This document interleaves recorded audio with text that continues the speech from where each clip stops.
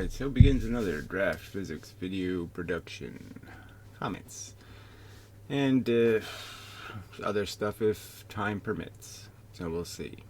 This first subject is a bit interesting. So this is some person called Physics Novice.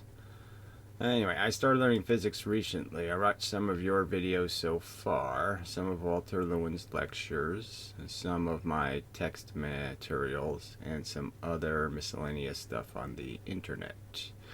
If someone was a novice, what would you recommend them to grasp physics chemistry? So, what's the easy way to be a genius? Shortcuts? Technically, I guess the answer is yes. Don't get wrong things in your head, that you have to fix later because it gets to be a mess because it's piled up underneath all this other stuff, and you have to take all the other stuff off and get rid of the bad thing and then put all the stuff back. So avoid wrong answers. And so there's simple things like that you could say. But anyway, let's move on. I mean some systematic way, roadmap, to understand mechanics, thermodynamics, light current, magnets. Now, you would think that that's sort of what they're trying to do, right? MIT and Stanford and all these places, they're trying to find a systematic way to do that, right? And their system is their lecture series and the order in which they teach material, let's say. And clearly I would argue their system is rotten, and that they use rotten analogies like bent space and rotten ideas like let's just make up anything that works. Invisible Man answers are really cool, like multiverses or dark matter, or stuff that's just made up. Anyway, that's good science, making stuff up that there's no way to prove or disprove, because it's like I said, me going into the courtroom and just defending my client by saying the Invisible Man did it. Invisible Man stole his fingerprints. Easy to do. Stole one of the pieces of hair. I mean, easy to do. Got his DNA. Smeared it all over the dead girl. My client didn't do it. Totally framed by the Invisible Man. Pretty hard theory to disprove, right? I mean, yeah. But it's stupid. Anyway. How everything is connected and which fundamental experiments phenomenon should they know about. So they should have some, you have to have some familiarity, I suppose. You have to know what electricity is, in the sense maybe you have to get shocked once and say, ooh, that is real stuff in there, ain't it? Really went through me. I felt it. It's something, not nothing. Then you have to sit in the sun maybe and realize, the sun really is hitting me with shit. It's not nothing that's hitting me. It's something that's getting hot. It's this is something that's happening. It ain't nothing. Ain't no little perturbations. It's real shit. Push a car out of the snow. Get that whole idea of, hey, how come when I push when the car's moving towards me, it don't work at all? But if I push when the car's moving the same direction I'm pushing in, it works so much better. See, that's constructive and destructive addition to a system. It's not really interference. It's you either add energy to a system, you push the pendulum when it's going up and you push it some more, so you add the energy.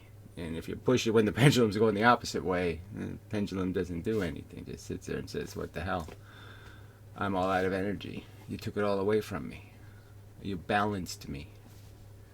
So it's really an argument not about interference, but balance and imbalance. And in systems where you want to create energy, you want to add imbalance. You want to add to the imbalance.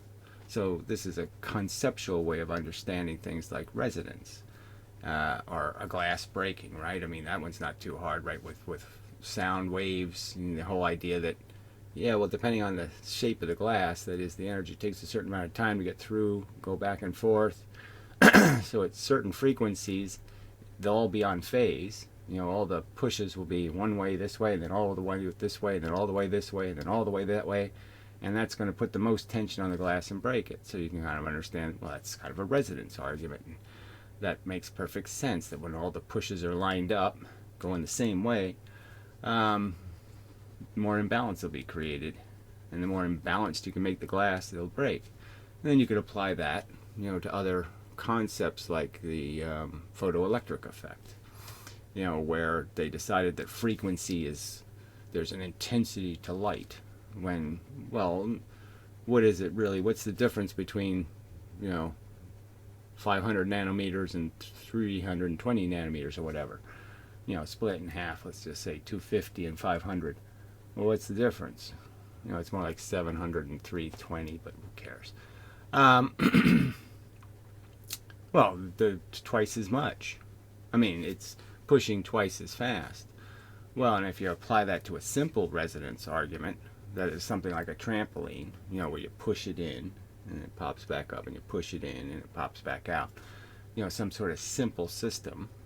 Well, it makes perfect sense that the faster I push, that is, the less time I give it to go back, the deeper I'll be able to push into the fabric. You say, well, yeah, that's the simple explanation, that it's held in tension.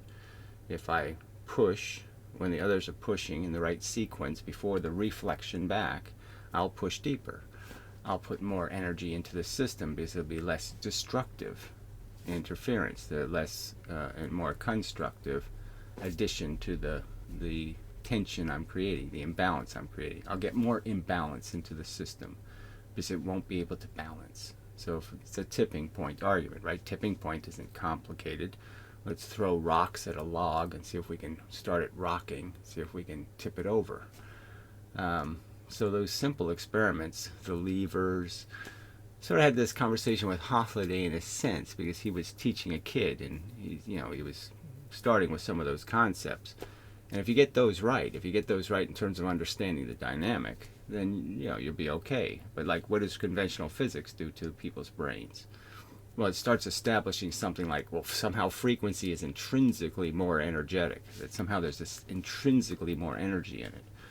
And there really isn't. It's only intrinsic in the sense that, well, yeah, if I shoot 5 bullets at you, it's different than if I shoot 10 bullets at you. See, I have 1 second, and I can only shoot, I can shoot 10 bullets in 1 second, or I can shoot 5 bullets in 1 second. I mean, obviously, you're going to know that it's more energy, okay, in 10 bullets in 1 second than 5 bullets in 1 second.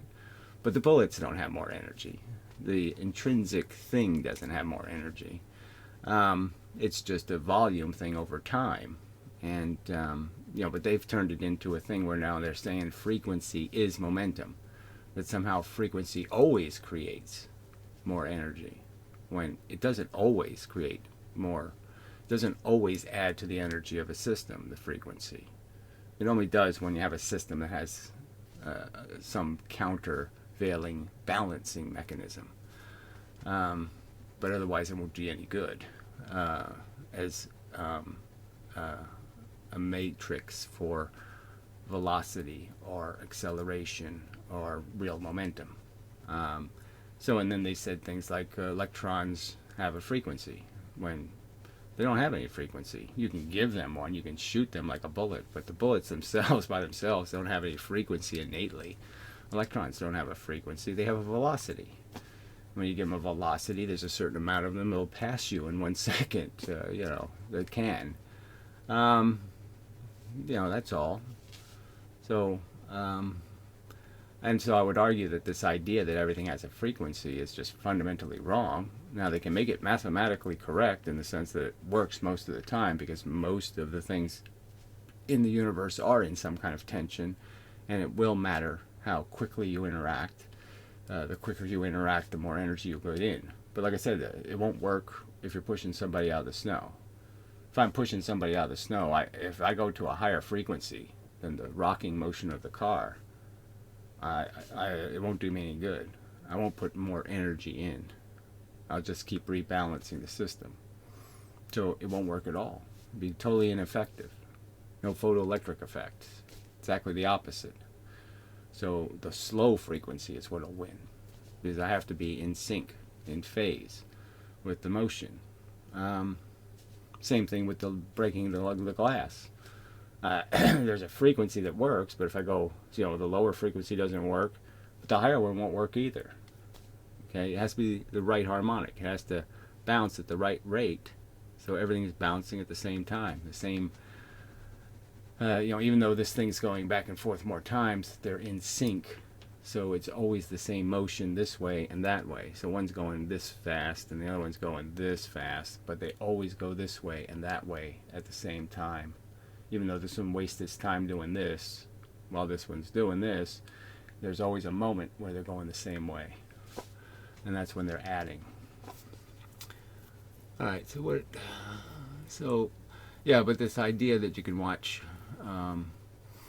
it's great to watch Walter Lewin lectures, but I just tell you from my own experience, unless you've watched my videos, unless you've listened to me give those videos context, you're probably going to get some wrong ideas about how things work and about what laws are made out of, what rules are made out of, why they're declared to be rules. And they'll say stuff that's just overtly, it's nail in the coffin evidence, lights a wave, or something like that. And then they'll, tell you that there's 2 voltages in the same location on a wire.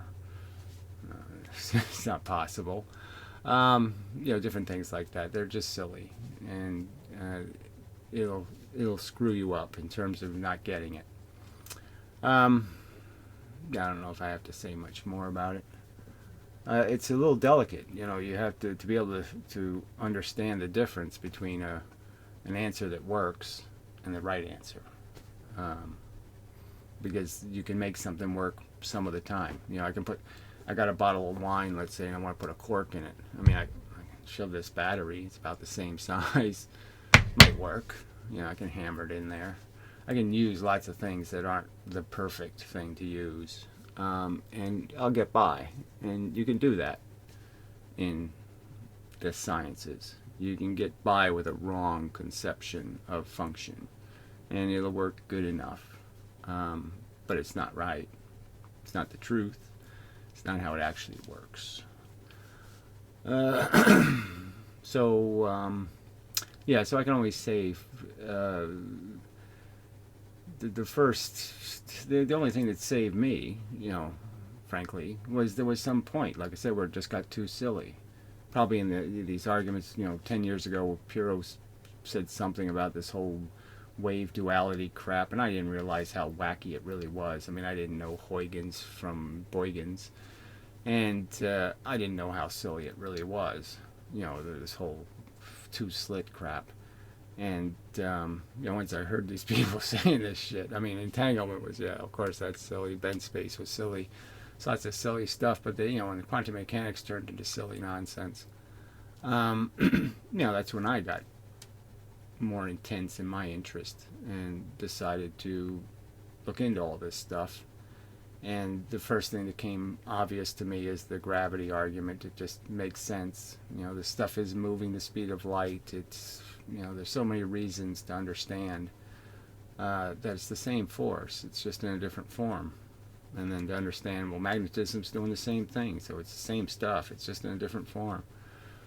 So photons are at a frequency, the stuff at a frequency. And magnetism is the stuff just segregated for the 2 types that affect electrons differently than they affect protons, inversely.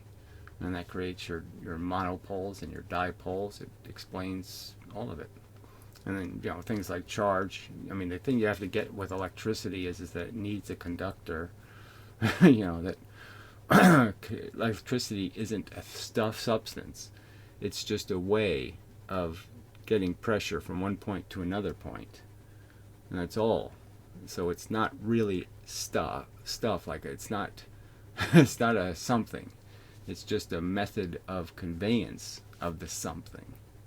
It's the way it's transmitted. And in a sense, light is doing the same thing as electricity is doing. It's sending pressure from one place to another. A radio signal is doing the same thing. It's sending pressure from one place to another. They're all doing the same thing. It's just they're doing it with stuff in a different form that just happens to affect electrons because they have a harmonic. They're a certain kind of glass, and you can break them when you do a certain thing to them. And that's it. It's this but Yeah, so you just can't take anything for granted. You want to say they're professionals and they know what they're talking about. Yeah. And again, they veil it all in some sort of idea that mathematics is the universe, when the universe isn't mathematics. It's a relationships between things. It's interactions. It's stuff happens because there's a cause, and then there's a consequence, an effect. There's no spontaneous, there's no magic functions. Stuff happens because everything has been wound and the clock ticks. I don't know what else to say. You can't take anybody too seriously, even me. Look at the evidence yourself. It's difficult though, because the evidence isn't readily available. The experiments are aggrandized and they're essentially lied about. I mean, the Stern-Gerlach experiment gave them excuse to talk about electron spin and all kinds of stuff, and it has absolutely nothing to do with electrons. It has everything to do with atoms. Yes, atoms are dipoles. Electrons are not. I mean, simple things like that like I said, you go out there and try to find anybody doing the experiment, especially with an electron. You won't find it. Just like you won't find any experiments where they're actually detecting which slit the photon went through. And you won't find any experiment where they actually attempt to aim the photon through one slit or another. You won't even find an experiment where they attempt it. So the thinness of the evidence for this stuff will also surprise you, I think, if you do the investigation. If you look into gravitational lensing, not only the theory, like I said, the theory can be knocked down easily by just pointing out the lens is the wrong shape. It's exactly the opposite of what shape a magnifying lens is, so it can't possibly magnify anything. Not at a distance. It's just impossible. And then the images are just so bad, and they're so inconsistent with the math, and they're so irregular, and they shouldn't be. There's no accounting for it. Big gravity is really symmetrical. The bigger the object, the more symmetrical the gravity gets. It's like the Earth's surface. The little lumps, the mountains. Mount Everest is tiny, tiny, tiny little lump. It goes flat. Okay, big surfaces go really flat, and their gravity is really flat at a distance. So irregularities in the gravitational lens would be insanely unlikely. It would be a perfect lens, but from our standards. The irregularities would be so tiny, and yet the images have huge optical defects, gigantic ones. So the evidence is crap. But again, I can't. People want to say people are professionals, or they're this or they're that, or somehow they know what they're doing. Well, go ahead and believe that, but they really don't. And they're just, they might as well just be a group of Greeks sitting around going, well, what god should we invent today? Dark matter god, and he had some premarital sex with an entangled quanta one day, but otherwise he's got a pretty pristine record. He hasn't done anything too outrageous, so let's elevate him to god status. It's that kind of silly. So the whole LIGO thing, I mean, preposterous over engineering. We're hearing special sounds from the deep universe, even though the universe is barfing and belching and farting all over the place. Oh yeah, we can detect these special little sounds. Come on. The whole thing is just so bad. Alright, that's enough of a rant on that, I guess. But again, yeah, it's good that you start by listening to me. Yes, watch my videos. Especially the ones I target, the start here, the overview, the subject videos, and the playlists. Those are the ones that don't have as many errors in them. I've made some errors, so frankly, if you go back 3 years or 5 years, you're going to get some crap that just didn't work. But generally speaking, my critiques are fair and such. So just a moment, please. Alright, so we're back. So here's the responses from the crowd. Alright, so Jerry Perry, who I'm going to slaughter later, just thoroughly. Go to the library. I mean, really. This guy is so 1768, just living in his own little delusions. Go to the library? Who the fuck would give anybody that advice in 2020? I mean, as dysfunctional as the internet is, I mean, please. Libraries are as archaic and useless as they could possibly be. Almost every reasonably decent book worth reading is available online. I mean, fuck. Take a class in what? Paperology? What? Nipple care? There's no classes anywhere except classes for imbeciles. And any class that would have a name like, oh, physics for dumbasses, will be shit physics. Alright. I did that for a while. Well, I guess that's why you're as stupid as a fucking stick. Now I mostly want to get rid of my books. Well, there, that's really, why don't you just give them to him then? Why don't you offer to send him all your wonderful books and all the wonderful subjects? One of them, a chemistry book, ooh, is like a huge brick. Yeah, there's a lot of chemicals. I don't know whether you're aware of that, but a lot of chemicals. Awful lot of possible chemical reactions, You can add this much salt or this much salt or this much salt. They're all different kind of subjects. What happens when there's this much salt versus what happens when there's this much salt. They all need a separate page at least. One of them is like a huge brick. To be honest, I never got any of it. So then why go to the library? Why are you telling somebody to go to the library? You don't see how you're just full of non sequitur? Okay, anyway. My physics teacher was like a stereotype of a professor. So I should take a class so I can listen to a stereotype. I mean... Okay, well, I didn't know I'd be picking on him here, but I guess obviously this is such crap also. Fuzzy gray hair and confused. Rambled on so much he forgot what he was supposed to do. Seemed bitter that he was teaching basic physics to a bunch of idiots and never made a name for himself like Einstein or others. Well, you're projecting an awful lot. Einstein wanted to be a plumber. I mean, he at least equipped in such ways. Indicating that somehow he didn't really appreciate doing this high-minded physics stuff. But, he didn't really like being revered. Whatever. Without it, you are handicapped. Oh, okay, no, here we go. You should probably begin with mathematics. No, I think you should begin by pushing a car out of the snow, or, poking your finger on a pendulum, or Newton's cradle. You can sit there and contemplate that one for a few decades, without hurting your brain any. But mathematics, yeah, no. The formalizations are all nice and cute. Yeah, you should know, like, simple things like E equals something. Maybe it's E equals MC squared, or maybe it's E equals GW 5 squared. I mean, I think that part was kind of made up, the C squared part, because who's going to test it?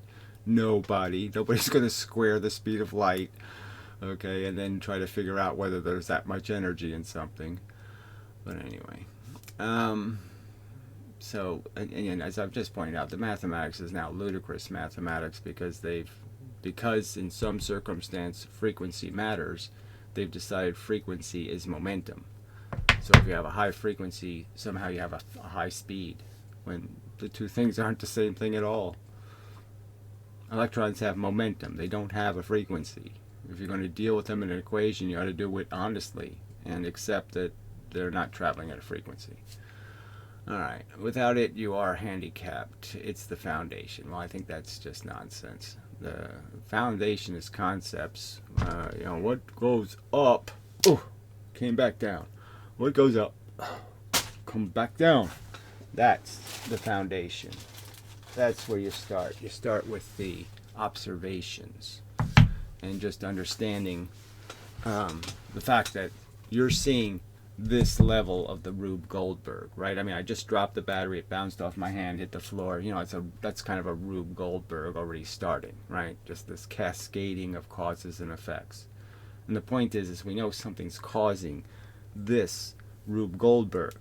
There's a Rube Goldberg, okay, device causing this to fall, to bounce, to do all the things it's doing. There's Rube Goldberg rules, okay, that are dictating that, and you're just trying to deduce what are the rules, you know, so you can deduce what's the mechanism. All right. It's the foundation. Fuck that.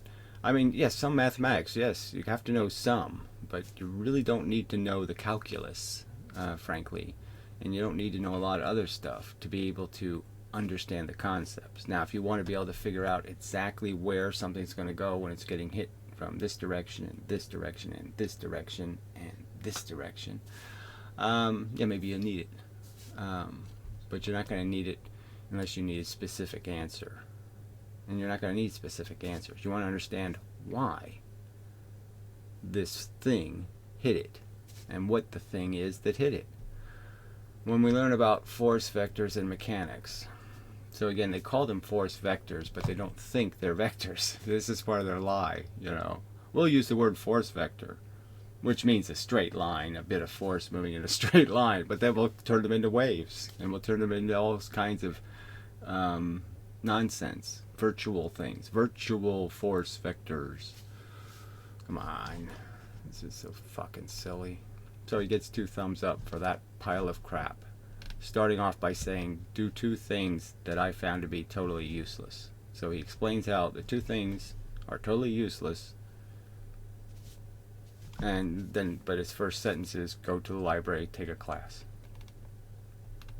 Amazing. Crap. Jerry Perry, thanks. I wouldn't have thanked him for that, frankly. I just would have left it alone. I have math computer science background, which is, you know, helpful. But you don't need any knowledge of physics science for that other than something flows through logical circuits. Well, I think you do need to know some math anyway, unless you are doing something specific there. Well, exactly, you are doing something specific with circuits and computers. So, but obviously there's different, you know, there's no such thing as just computer science anymore, is there? I mean, frankly, computer science isn't about hardware anymore. It's more about software, you know, and programming. So far, I grasp basic mechanics, spring, gravitational potential, energy. Again, see, the whole concept of potential energy doesn't make any sense at all. It's sort of, as Einstein's equation points out, everything's full of a ton of potential energy. So you've only given it potential energy in a context, you know, moving against gravity, all right, is a context. Now, what did you really do? You took something from a very high gravity, you know, where it's got 10 meters per second, and I lifted it up. Well, I didn't make its circumstance where it has more potential now. It actually has less potential. It has more potential distance to fall, but there's less actual acceleration being pushed on it. So in a sense, the force is actually has less potential. It's just that you have more distance to travel before you smash into the earth, and that gives you more opportunity to create velocity, where you don't have any opportunity to create velocity when you're standing on the earth. But the acceleration is exactly the same. So even saying stuff like that just doesn't really get to the core of it. I kind of wish they never came up with the word potential energy and kinetic energy, because those again are those are non sequitur. Those are disconnected from what the real concept is. So just as interference doesn't really explain adding to imbalance and subtracting, you know, making more balance, balancing and imbalancing, it doesn't really get to that point. Potential and kinetic doesn't really get to what energy really is. All right, work energy theorem, another word that just doesn't have much use, this idea of work, okay, in these physical systems. because of course, okay, it's going to take work to go against the stream. You could say going with the stream in the boat is really easy, going against it's really hard. So you can have some concept of that, but again, what are you doing? You're either going you're going with something in the sense that you're not fighting, creating imbalance, where when you're going one way and the stream's going the other way, there's huge imbalance. So again, you're just back to balancing a system. And skim through other stuff. Like, I know that the temperature is average kinetic energy of molecules. So again, it's really not necessarily the molecules that have the energy. It's the fact that they're the stuff between them.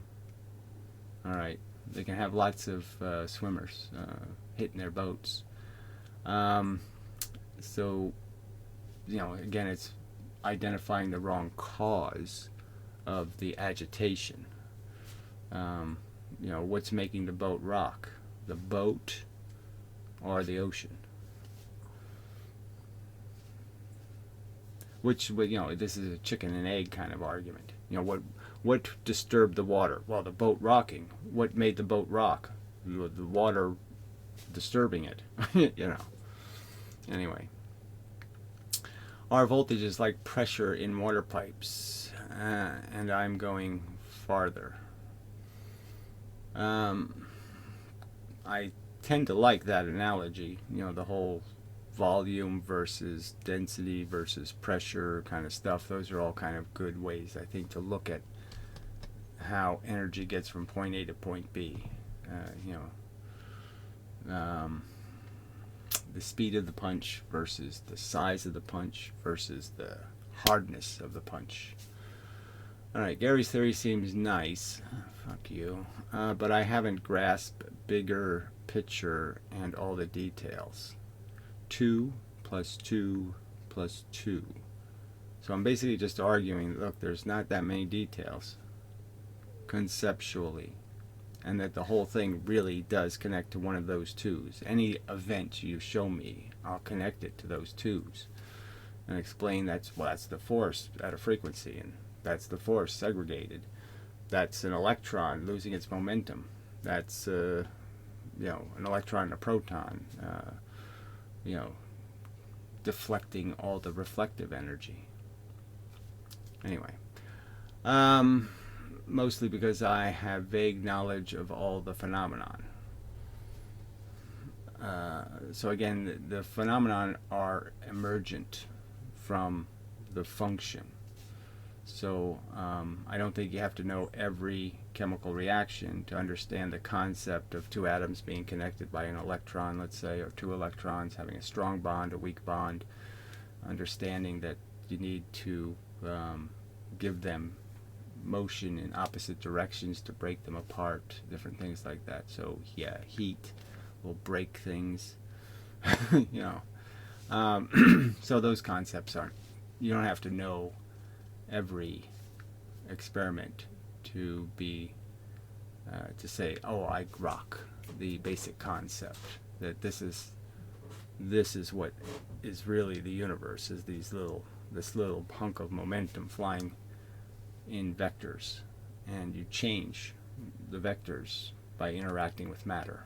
This matter reflects or doesn't reflect, and whether I put a mirror in front of you or a plain piece of glass, the world is different, right? You're looking right at it. The mirror image is going to be a lot different than the transparent image. I'm asking if someone might have better, faster approach to grasp everything. So, just go with the garbage in, garbage out thing. If you don't let any garbage in, you'll really grease your brain. Okay, you'll make it work so much better.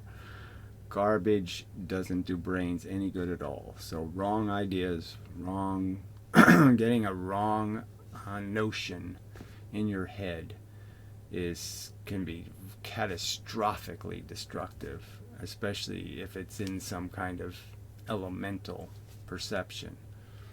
Believing in invisible men or gremlins or fairy godmothers. You could just see how that could screw with somebody's interaction in the world. Okay.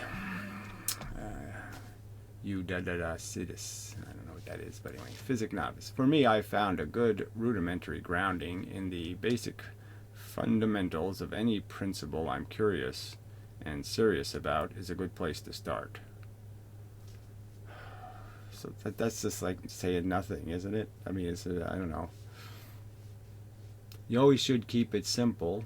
All right, don't get too complicated until you have the competence to judge whether the complications are worth the trouble.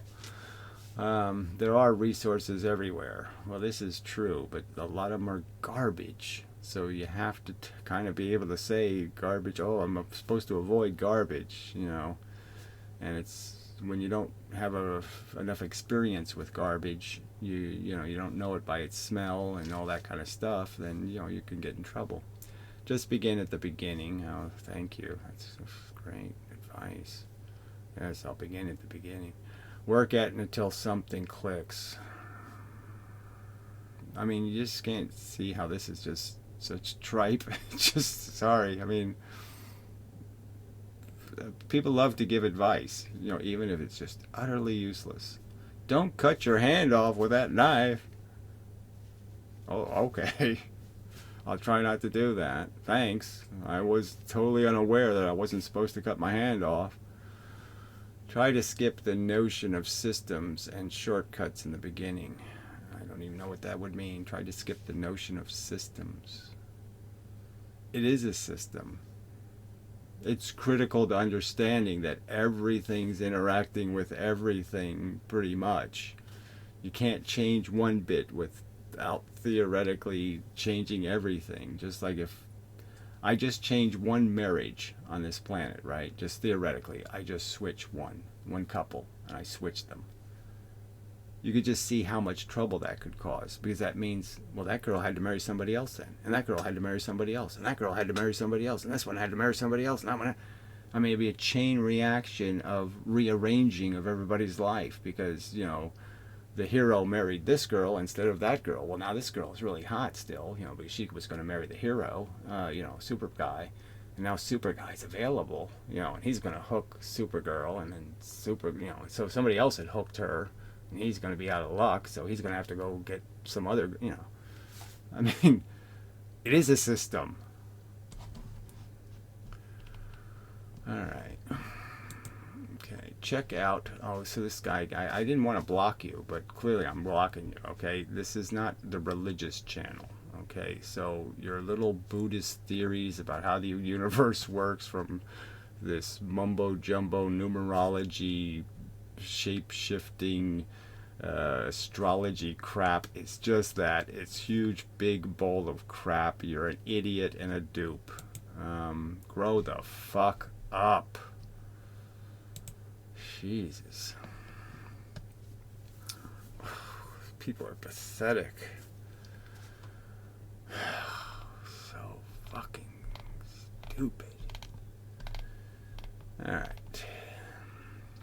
DraftScience. I was going to tell him the same thing you did. Well, then maybe you should have done that. There's no reason to believe in a God. There's no reason not to ridicule belief in a God, just as there's no reason not to ridicule belief in the invisible man. There's no evidence, and as a concept, it has no plausibility.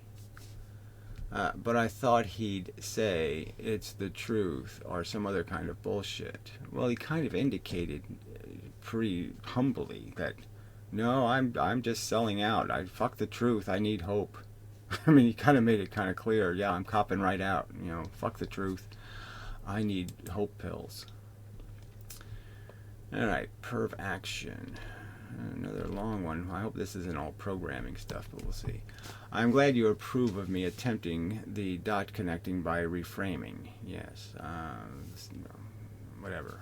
Programming tricks. Yes, you have to use some programming tricks for the simulation to work. But you have to reduce something that's a little more complicated into simpler functions.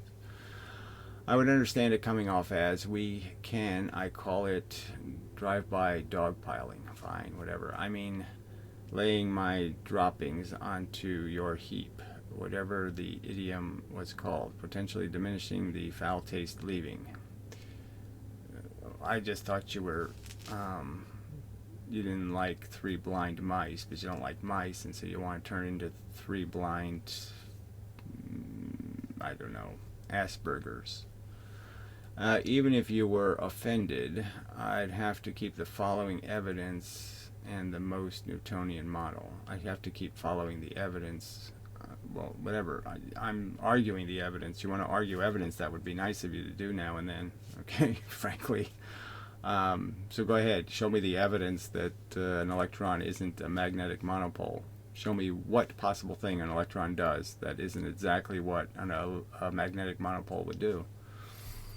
Alright, broken analogy or not, imagining a guy throwing a guy so fast he instantly turns into a ray is pretty funny. Well, it didn't, except it doesn't really work for me. Because that's not the concept. The swimmers are always doing this. And all that really changes when they get in the boat is there's an oar in their hands. That's it. Alright, your correctness here, let's see. I was tempted to give rowers shields, but I didn't want to bring yet another occupation into the mix, and seemingly wouldn't have used it correctly regardless. Yeah, that's right. It's not a complication, it's useless. Okay, it just doesn't have anything to do with understanding how one replaces the other in the seat. It's just not useful information. The fact is, it's a replacement. One guy goes out, one guy stays in. Not that complicated. You don't need to do this musical chair bullshit story. But your correctness here, let me see that yes, the power of the throwing semen does push the equal and opposite momentum into the ship. It doesn't. So I don't want to really argue it again, but I'll do it. I mean, I'd like to say what you're saying is right. Okay, what you're saying technically is incorrect. Now, in some way, obviously there is a change in the momentum of the electron, but it's not a change in the sense of you added momentum, you in fact also subtracted momentum. What the fuck is that? I guess it's crap on this thing. This eraser's getting dirty, I guess. Yeah. Kind of funny. I don't even know how you're supposed to clean it. But anyway, who cares? Look, the idea is, okay, boat. Alright, swimmer goes in, sits down, and the guy who was in that seat, okay, leaves. There's no push involved in that. Okay, the boat only goes where it's rowed. There's no like I can push the boat with on the outside, or I can do something. No, it only goes based on what the swimmers are doing. Well, I just changed, so this swimmer's going this way, this rower's going that way, and this other rowers are going this way. All right. Now, that would be going nowhere, right? You got two going this way and two going that way. If I hit the pendulum with exactly the amount of, force, so to speak, or resistance, it stops moving. It doesn't go anywhere. So it's equal and opposite, nothing happens. But I just changed this guy. Changed this guy from this to, well, obviously I changed this guy, okay, from going that way. That's what I gave away, that way. And I put a guy in going this way. So now I have 3 to 1. So now I'm going to go that way. And I'm not going to go because I was pushed. I'm going to go because I made an exchange that changes my net condition. Alright. I've been over it. I don't know. It's communication difficulty. I don't know. But the momentum the electron gets, or the proton gets, is a consequential momentum. It isn't directly imposed. It's a consequence of changing its balance. Alright. But you're push the ship. I had to ask myself, well, where does the civilized exchange leave the momentum? Where does a civilized exchange leave the momentum? So again, you're turning the pirates and the Marines into not understanding the concept. They're not competing with each other. They're not going different directions, like against each other in direction-wise. They're not getting into boats and just rowing in different directions. It's all Marines are all pirates. The boats only have pirates in the pirate boat, only Marines in the Marine boat. Alright. The rowers, as far as I understand, row in unison. No, they don't. That's the whole point. They row 3-to-1, or 2-to-2, or 1-to-4, or, they row in a net condition. The stuff going this way minus the stuff going this way tells you how far this way you're going. It's a net product. Alright, in unison with the net speed. So the net speed comes out of how far the imbalance is. If it's 3-to-1, they're going much faster than if it's 2. Well, I got to use 5. It just makes it better, right? So 5-to-1 would be much faster than 4-to-2, or 3-to. Alright, if I'm using 5, I have to use 4-to-1. Okay, 4-to-1 would be faster than 3-to-2, and 2-to-3, which is the next choice, is in the opposite direction. The rowers, as far as I understand, row in unison with a net speed giving them the rest momentum of the most dominant direction. So again, this dominant direction, obviously if they're 4-to-1 in this direction and they're only 2-to-3 in the other direction, then they're going to go more this way, then they're going to go that way. And then there's the third dimension, which for the simulation we could probably leave out. Anyway, it's decidedly not the case that rowers are rowing against one another. Correct. No, it's decidedly exactly the opposite. Of course they're rowing against each other. That's the only way an electron could sit still, is that it has to have the same number of rowers going both ways. Yada yada, maybe I get it next time. Yeah, I don't know. What I do still like is the Marines versus Pirate cartoon. Yeah, well, I'm not thrilled with it, but whatever, fine. The Marines are stereotypically calmer, so there's no calmer. Sorry. The only difference is the number of seats in the boat. The proton is calmer because there's an even number. That means it can stay in the 3-to-3 place. Where the electron, it's either 3-to-2 or 2-to-3. They can never sit at 3-to-3 because they don't have enough seats in the boat for that. So the electrons are more jittery than the protons, not because of the rowers, but because of the condition of the boat. Alright. More orderly, capable, balanced, branded, bigger troops, well centralized in the nucleus. Well, again, it just has nothing to do with it. The protons gravitate to the nucleus because they are calmer. So that's the truth. They can be stationary, where the electrons have a real problem with stationary. The pirates are on the outskirts of the sea and an unstable branch and relatively scattered. Or am I imagining the conventional atom? I'm saying the conventional atom obviously has them spinning around in orbits, and they're not doing all that crap. They don't have velocity in a direction without it being fed into them. As I pointed out, drag would drag them to a halt. The electron can't just, like the Earth, because it's not made out of nuclei. The bits inside the atom aren't made out of atoms. They can't have motors. They can't keep motoring. The fact that the opponent teams can't enter each other's boats makes the analogy even stronger. Well, it's just a fact. So that's the point. The point is the two things react differently. That's why the North Pole of the magnet's different than the South Pole. So a deflection means no exchange. That's right. Because there is no consequential change in the boat. So a deflection might take 4 different interactions inside the actual electron. You know, I mean, this hits that, this hits that, this hits that, and that hits that, and the guy's ejected.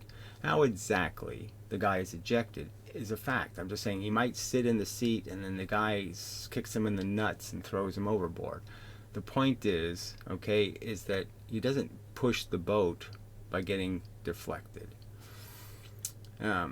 His momentum isn't used in any way. It doesn't interact with the boat in any way. It's like a balloon on a wave in front of a boat, right? The boat's plowing through. The balloon won't slow down the boat because it never even hits the boat. It hits the wave in front of the boat the boat's creating. Okay, so the deflection means no exchange. Yes, what happens to the momentum? The momentum happens the same as I just pointed out. There is no momentum exchange. There's no guy leaving the other opposite way. There's no need for an equal and opposite reaction because there was no action. It's just a deflection. Deflections are for free. That's just the way it is. The ship still absorbs some and the swimmer still bounces off. So none of that happens in pure kinetics. So that's the point. Pure kinetics means if the ball's going this way and the other ball's going this way, this ball goes that way and this ball goes that way in exactly the same speeds they were going before. So I'm just saying there's no need for me to account for it because there was no reflection. There was no energy transfer. All right. So you don't absorb anything speed or momentum. You can't take away a photon's velocity. You can't make the photon smaller. You can't change it in any way through interaction. You either release a new one, a new swimmer, or you keep a swimmer. But that's it. And there's one more rule. You deflect a swimmer. But the deflection means he still has all of his momentum. All right, the steps. So anyway, no, I don't. It bounces off the side and keeps being himself, right? No, he doesn't bounce off in the sense that he doesn't absorb the energy and do any of this kind of stuff. But yes, it's like a spring. He does bounce off in the sense the spring doesn't care. The spring absorbs the transition, the change, and springs back. And the thing holding the spring might not ever even know about it. All right. I guess one could say you describe force bits as reality's single pixel. Okay, yes, they're the smallest bits. And give them a staircase surface. Okay, so that's the wrong way to describe it. The force bits aren't staircases. The matter bits are. So the matter bits, you always hit a perpendicular surface.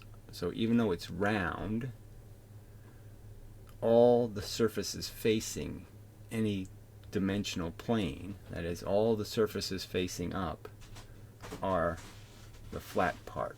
And then there's a riser, and then a flat part, and then a riser, and then a flat part, and then a riser, and then a flat part, then a riser. So you can't hit the circular surface without hitting a perpendicular plane. You can't hit the risers. You can only hit the perpendicular planes. Alright. And give them a staircase surface. It's like a leasing on a computer. Yes, except the electrons and the protons are the things that are released, not the force bits. But in essence, they'd function like perfectly parallel cubes. Yes. Which on a PC would obviously need a few more than one. Well, I don't know what that means, but whatever. Okay. Thanks, but as stated, I don't think the analogy needs all these complications. Keep it simple, stupid. I think they're both idiots. Okay, so he's talking about me arguing with Ken Wheeler. So who cares what Now TV thinks? Wow. Oh, gotta find out what Now TV thinks. Anyway, and by the way, this guy is retard. So that's always really good, is when somebody's going to call somebody an idiot or a retard, and they do it pitifully, with pitifully poor grammar. I mean, it's just like, ludicrously stupid. Thank you, that's funny. Appreciate it. The guy is retard, and you can see the magnets is not reflective. The magnets is not reflective. You can see that, can you? I don't know how exactly do you see that. You can't see magnetism like gravity. You can't see the little bits flying. They don't go into your eye and show you what they're doing. Retard.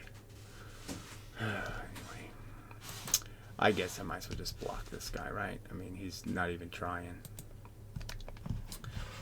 Alright, there are only two charges, positive and negative, even in antimatter. Well, again, why would I even bother contemplating something you have no evidence exists, really? Where the charges are reversed. So, says you, there's no chemistry or biology that you'll make work by shoving antimatter in. Just really has no function except in accelerators or in some dopey place. It has no function in any real physics. So that's one reason to say, well, why are we playing with that nonsense when it really doesn't play a role? But so far there's nothing else proving different. So that's like saying you haven't disproved the existence of my invisible man. I'm saying the proof is in the extraordinarily unevidenced claim you're making. So until you have some evidence, I have no reason to indulge in any openness to the existence of anything you say. I can make up any kind of Bugs Bunny character. I can make Bugs Bunny a different color. I can make Bugs Bunny all kinds of different things. It doesn't make Bugs Bunny any more credible. Alright, physics novice. This is a joke. They start off with two slits and seeing diffraction pattern, they conclude that light is a wave. But, well, they see an interference pattern, which is the what they think, you know, is the only way you can create on-off patterns in the universe is apparently through wave interference. But from other experiments that also it's a particle. And those experiments are, like I said, even though that's on my side, those experiments, their understanding is flawed. Their reasoning is flawed for even their particle theory. Because they're basing it on the fact that, well, we can only see when electrons move, right? I mean, we can only see a photon when it moves an electron. That's just a fact. We can't tell it existed unless it moves an electron. And clearly the argument could be made, yeah, well, only a certain amount of energy is going to move the electron. So, of course, we're not going to see things that don't move the electron enough. You know, it's just kind of, you know. So, obviously, it's going to look clumpy. Because the only time we see the clumps is when they move a big clump. You know, but anyway. But if the same stuff happens in one slit, they have to justify it with some absurd period.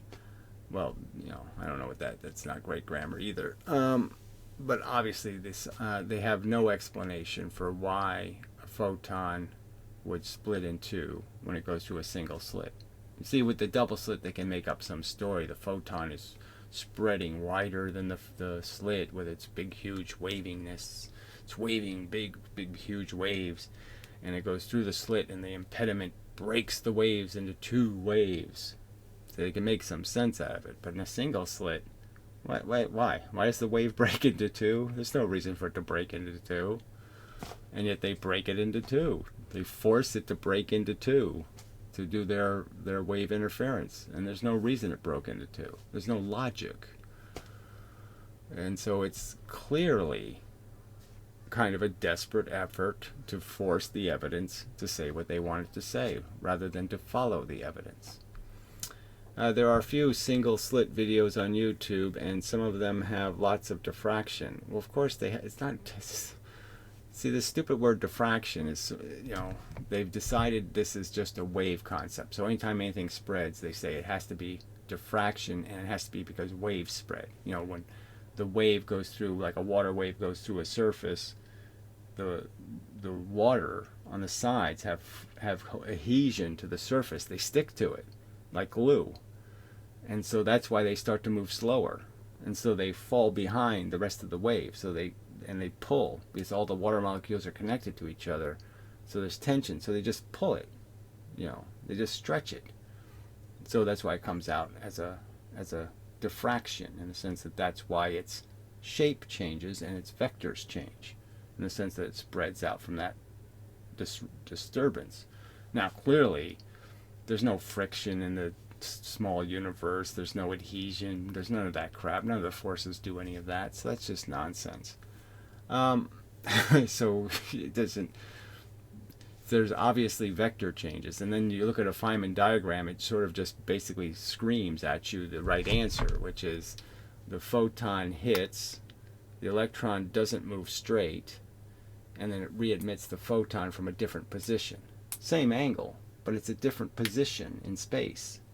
The photon hit here, the electron moved here, and the new photon is emitted from the new location. That's all you need. Alright, anyway. Diffraction, anyway. That uncertainty in inequality, the constraints are so small you can't even make that slit that small. Well, the smaller you make it, the point I would argue to you, the obvious point is the more likely you are to hit electrons, the closer you are to a surface. And as you make this surface smaller and smaller, you increase the likelihood of hitting electrons. And when you hit the electrons is when you change the direction of the light. So obviously you get more change in its direction, the smaller the slit gets.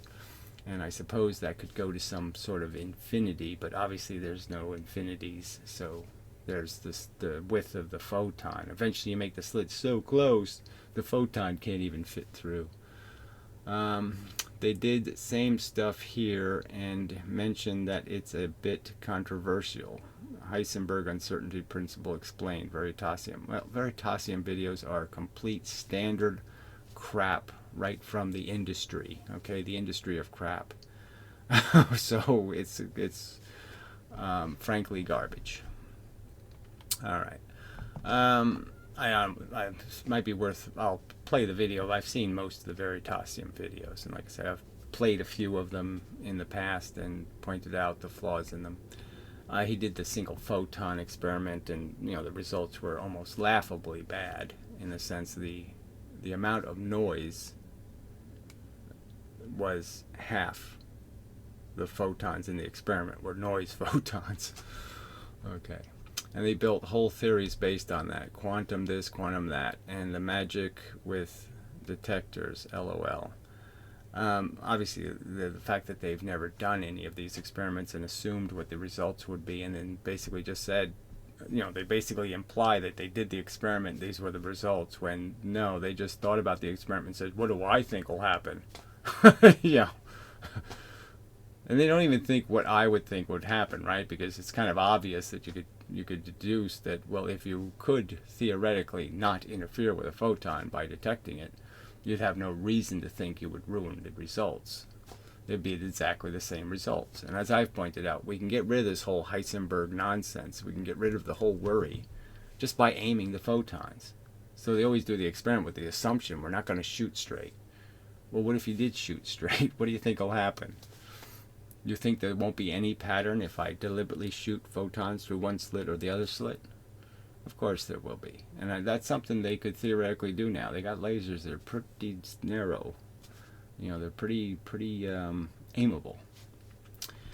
Was there a single experiment that shows detectors and lack of that diffraction pattern besides some animations? No, you can't find it. It doesn't exist. I haven't been the only one looking. Other people have looked. It doesn't exist. It's just part of their mythology. Feynman thinks they did it, but they never did it. Anyway, scientists, Feynman thought. Like I said, how much thought did he give it? He heard from somebody else.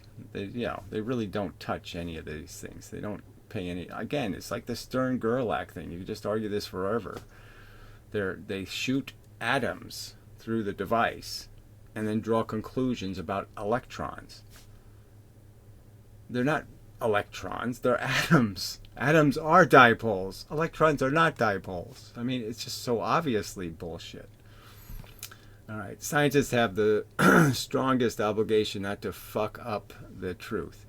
Well, you would think. And the whole point of my website, the whole point of this conversation, I even say it, that, they fell off the rails, and you really have to go back to post-Newton, pre-Einstein. You really have to go back to that point in space, because up till and through Newton, there was a certain kind of scientific discipline. You didn't say what you couldn't demonstrate. You didn't make arguments that were completely fallacious and, unsourced, and, you didn't cite experiments you never did. I mean, all that stuff didn't happen. And that's when it changed, and science lost integrity. If the scientists are failing, that makes them much worse than uneducated people who believe in myths. Yes, well, I've often argued that the fact that intelligent people are allowing everything to turn to shit, allowing idiocracy, for example, and all this other crap, saying nothing, doing nothing, just sitting back, letting it happen, is the greatest crime. That's worse than the imbeciles. The zookeeper not closing the cages is, the bigger crime than the silly person making faces at the monkeys. Anyway, so Jerry Perry, this is just such a stupid comment. Quantum mechanics, what does that even mean to you? What does that mean? Entanglement and sparkly, has changed my view of life. And you're looking at it wrong then. Evolution should do that. Evolution should be a big, holy shit, if I take that crap there seriously, wow, this game I'm playing is really dumb. Let's make 100 and kill 99 of them so we can perfect the master jackass. Let's make more Donald Trumps. They inherited. Didn't get me wrong. Don't get me wrong. I know. There's no way to get this wrong. This is just such crap. I still think life sucks. Fuck you. You don't. Clearly. Clearly. The rest of this tripe is going to make it clear that you don't take that seriously. You couldn't give a fuck. You don't know what the word sucks means. You've given it no meaning. Sucks is somehow okay. No, it's not okay, shithead. Alright, it's pretty horrible and pointless. Well, you're, again, taking all the teeth out of those words. You're just like some dopey Buddhist. Life is suffering. Let's make some more of it. I mean, it's just too retarded. But my attitude has changed. Well, fuck you. I don't invest much emotion in it anymore. Well, that's okay. Emotionally detaching yourself is great if you can do it. But that doesn't mean you let your intelligence follow your emotion. It means you recognize, oh, I know it's really bad. I'm glad it doesn't hurt me personally. But, all you're saying basically is cancer is bad when you can get it. But it's not so bad when somebody else gets it. That's all you're saying here. All right, existence has been reduced to possibilities. Well, gee, you didn't know that's what it was full of from birth almost? If something can happen, it will happen somewhere. Well, I don't even know if that makes any sense. Can happen, what, 1 in a trillion years? Well, then it's not going to happen somewhere for 1 trillion years. I don't expect anything or feel sad if something goes wrong. Well, then I would say you've created a cognitive problem between the whole mechanism of value and reward and punishment and the whole idea of having sensation in the first place. You're sort of defeating the purpose. It's like a computer saying, that does not compute, and I don't give a shit. What good would a computer be if it said, that does not compute, it's bullshit, it's wrong, I don't care. I'm not going to do anything about it. Fuck that. What good would that be? More like an observer now. Okay, then just fuck you. Fuck you, fuck you, fuck you. I couldn't hate anything more than I hate fence-sitting observers, okay? They're the first thing to be shot in a war. Is the fence-sitting observer who pokes in the causality chain to see what happens. You're part of the chain, whether you like it or not. It's just a fact. And so you're basically saying, I just like to watch the war. I don't really want to participate. I don't want to stop the Nazis personally. I just don't care if the Nazis take over, so what? I don't want any obligation. I don't want any trouble. Fuck you. It doesn't hurt my pride if something doesn't turn out the way I wanted. Well, again, this is just more, sure, that's great. It's great that you don't get emotional, that, you know, your sister can get run over by a Mack truck, and, you know, she was going to die anyway, and it was probably going to be sucky, and her marriage isn't too good, and her kids are shitheads, so, you know, she's probably better off dead. I mean, even if you believe that, it's still emotionally difficult to let go of something you love and care about. And so you've just said, oh, I'm totally detached. You know, fuck you.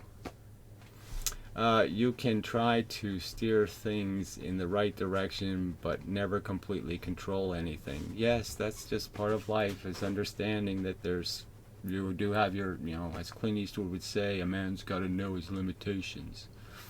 But a man has also got to push those limitations, or he'll never be anything but a piece of shit. Okay?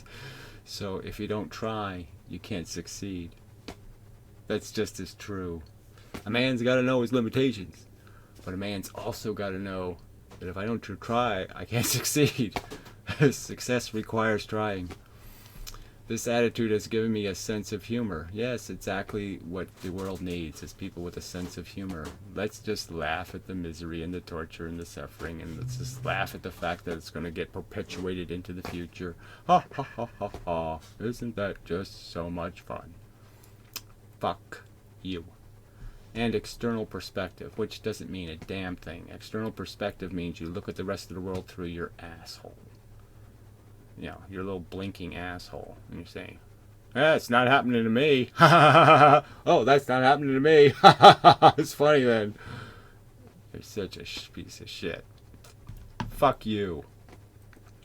I'm not so caught up in my ego anymore. Yes, you call it your ego, which means your ego means I'm not so caught up with the realization that if somebody else is suffering, it's just as meaningful as if it was happening to me. That's a practical fact. I'm an electron, they're an electron, there's an electron, electron, electron. It really isn't enough difference between us for me to think that broken leg means something different when it happens to me or when it happens to somebody else.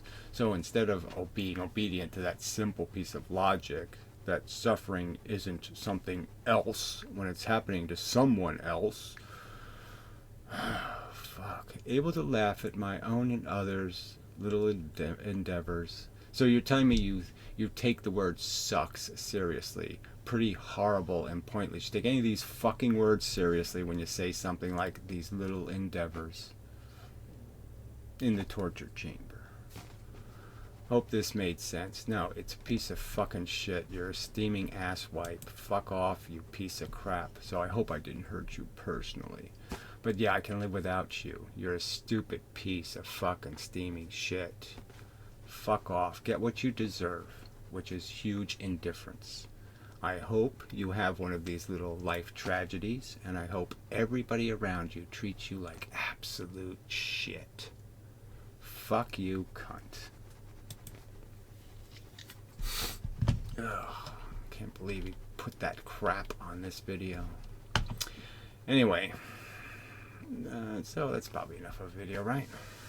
Yeah, I don't think I need to go into the rewriting stuff still, and so I might as well get to that someday, and blah blah blah, and more on these definitions of words like energy and a field and momentum and electricity, because people really don't understand any of that stuff any better than they understand force or gravity or magnetism. So yes, definitions will be a good thing to do, I think. It's really the core of a book of physics, is just defining properties. What can the thing do? What does it do? Yeah, that's all. What functions does it have? It's a boat. It has seats. Okay, anyway.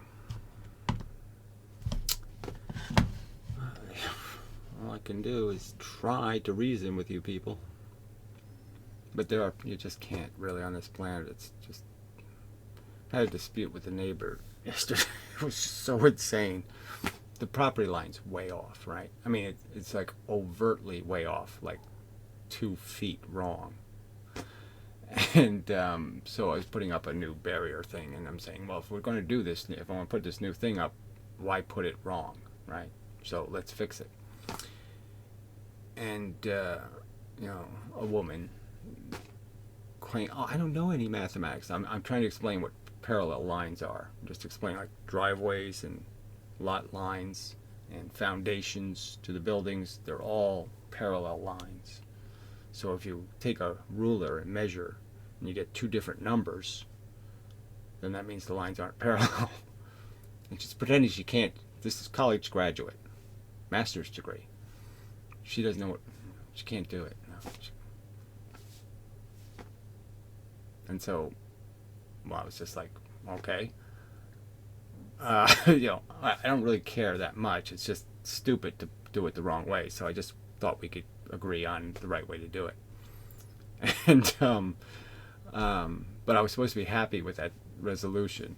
Yeah, let's leave it wrong. And I was supposed to be happy with that. And of course I wasn't happy with that as a solution. And she got offended. Like, I offended her. So I asked her, do you know what parallel lines are? I don't know. wait.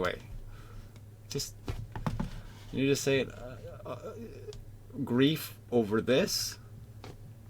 I mean, it's so, yeah, she's dumb as dumb could fucking be, I mean, can't even see something obvious. Like, you measure it, it's 3 feet in one place, and it's 5 feet in another place. I mean, those obviously aren't parallel lines. Fuck! Yeah, I guess if I was truly honest, I should have insulted her. I should have just said, God, you're fucking stupid. How the fuck did you get a master's degree in anything and you don't know what parallel lines are? I mean, how is that possible? I don't even know how they let you out of high school not knowing what a parallel line is. You're saying, this is the planet. I mean, we are in deep, deep, deep, deep shit. Fuck. So this is all kind of hopeless. Anyway, so till next time. Just threw that in. Probably shouldn't have, but I just couldn't care. I mean, it's just so ludicrous that you're just saying, yeah, like I'm some kind of property thief. No. Just want the fence to be in the right place. Anyway, till next time. It's just so many charming aspects to living on this planet. It's just amazingly charming.